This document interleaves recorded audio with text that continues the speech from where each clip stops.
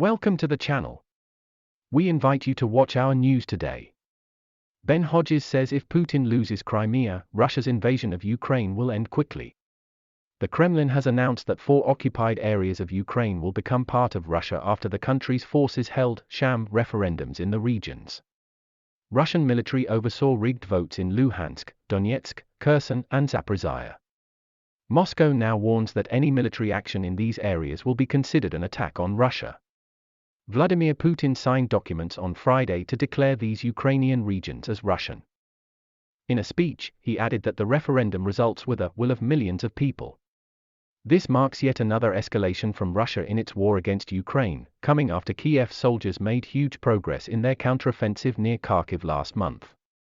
Ben Hodges, a retired United States Army officer who served as Commanding General, United States Army Europe, believes Ukraine could be about to take even more territory.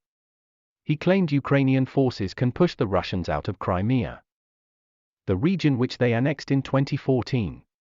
He added that this could be a devastating blow for Russia if it happens. Mr. Hodges said, "What I anticipate happening over the next couple of months, by December, I expect Ukrainian forces will have had more success moving towards Donetsk.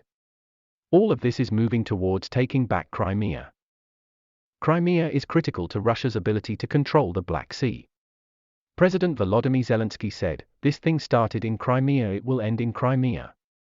It would be a devastating loss for the Russians, but it's Ukrainian territory. Now is the chance to regain their sovereign territory."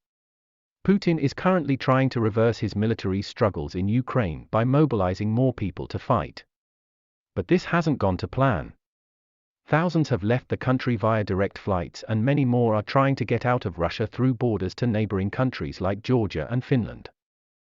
The Russian president even admitted this week that his government has made mistakes when it came to the mobilization. He said, "In the course of this mobilization, many questions are coming up, and all mistakes must be corrected and prevented from happening in the future." Meanwhile, Ukrainian President Zelensky has announced that he is submitting an accelerated application to join the NATO military alliance.